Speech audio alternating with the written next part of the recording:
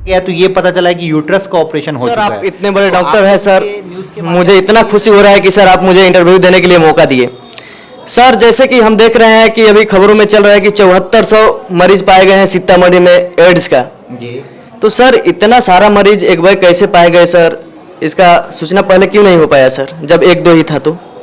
Actually ये एक सबसे पहले हम आपसे कहना चाहेंगे किसी ने कंफर्म किया है, क्योंकि आजकल ही न्यूज़ में जो हम लोग देख रहे हैं उसके हिसाब से है कि वो किसी ने गलत अफवाह उड़ाया था। क्योंकि अगर इतना ज़्यादा मरीज़ होता तो अभी तक आपका ऑलमोस्ट सारा बिहार में फैल चुका होता और ये हालत नहीं होने वाला था।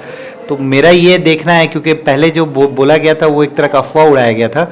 अभी क्योंकि ये स्टेटमेंट जो अभी आज ही कल के न्यूज़ में मैंने देखा है, वहाँ के डीएम साहब ने रिलीज़ किया है और एसपी साहब ने रिलीज़ किया है कि ये सारा न्यूज़ है फेक न्यूज़ करके किसी ने गलत अफवाह उड़ाया था। अच्छा सर, आप सुबह से यहाँ पे मरीज को देख रहे हैं तो सर कॉमन चीज़ क्या नज़र आ रही है आपको कि हर किसी को एक ही बीमारी जैसे होता है? नहीं सर जी देखिए, सबसे कॉमन चीज़ तो बेसिक चीज़ जो यहाँ लगा है, यहाँ कैंप में कुछ लोग सिर्फ दवा लेने के लिए आ जाते हैं, उनका तादाद मात्रा बहुत ज़्यादा रहता है, लेकिन यहाँ पे वैसा नहीं है।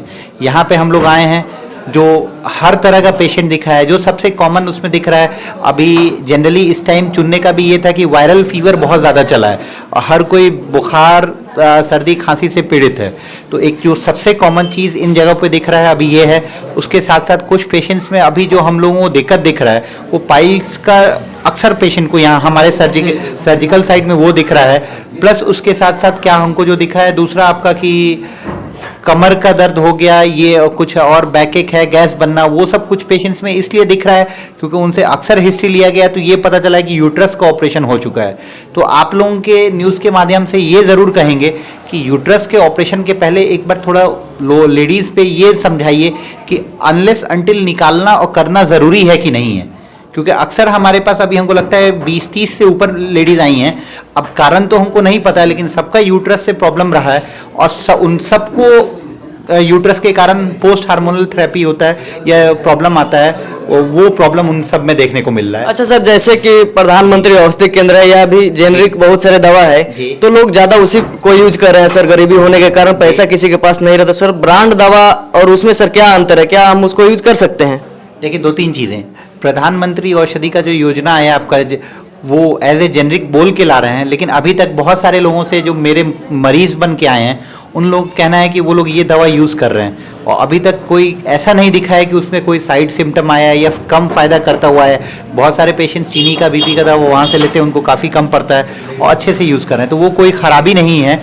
अच्छी बात यह है कि जिनके पास सहूलत नहीं है वो इनसे आसानी से सहूलत हासिल कर पा रहे हैं और दवा यूज़ करना कोई भी मसला नहीं। जहाँ तक बात रही जेनरिक की, तो हर चीज़ का अपना एक होता है।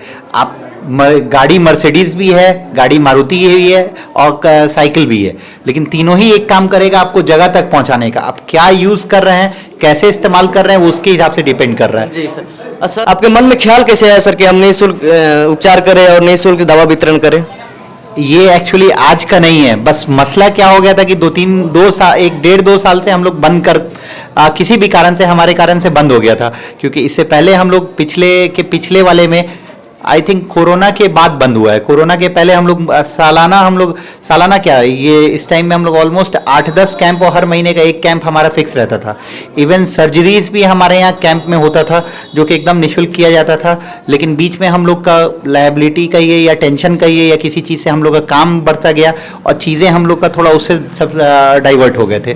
तो इसको फिर से चालू करते हो, और ये आज से नहीं, ये हमारे दादा के टाइम से, पापा के टाइम से भी चला है।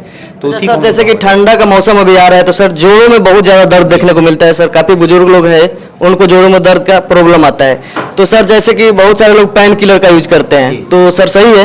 देखिए, सबसे पहले तो ये बताना चाहेंगे पेन किलर में ही बहुत सारा वेराइटी ऑफ पेन किलर है और उन सब में पेन किलर सबसे बड़ा प्रॉब्लम है कि या तो किडनी नेफ्रोटॉक्सिक होगा, किडनी पे असर करेगा, और मोस्टली या तो किडनी या लीवर पे असर करता है। तो मेरा सलाह ये है कि उससे ज़्यादा ज़रूरी है कि ठंडा वंडा से बचें, प्रॉपर मोजे का इस्तेमाल करें, कपड़ों का कान वान का ढकने का इस्तेमाल करें, मफलर का इस्तेमाल करें और स्वेटर वेटर का इस्तेमाल करें। बनिस्बत की दवा ज़्यादा प्रेफर करें, क्योंकि ठंडा से बचेंगे तो अपने आप चीज़ें ठीक रहेंगी। और दवा खाएंगे तो अल्टीमेटली कोई दवा दुनिया में ऐसा नहीं है जो जिसका साइड इफेक्ट नहीं हो। हर चीज़ का कहीं ना कहीं साइड इफेक्ट है और कहीं ना कहीं नुकसान करता है। तो मेरा ये मानना है कि दवा जितना कम रखिए। अलग बात है कि हेल्थ सप्लीमेंट्स कुछ आते हैं, जैसे मल्टीविटामिन हुआ, कैल्शियम हुआ, वो सब अलग चीज़ है जो कि शरीर में हम लोग जो खाना प्रॉपर खा नहीं पा रहे हैं उसके कारण उनको सपोर्ट नहीं मिल पा रहा है, तो हम लोग वो अलग से एक चीज़ ऐड करते हैं ताकि जो हमारा खाना में कमी आ रहा है वो सब सपोर्ट मिले तो उससे ठीक रहे। चलिए सर, बहुत बहुत धन्यवाद सर कीमती समय देने के लिए। बहुत बहुत शुक्रिया।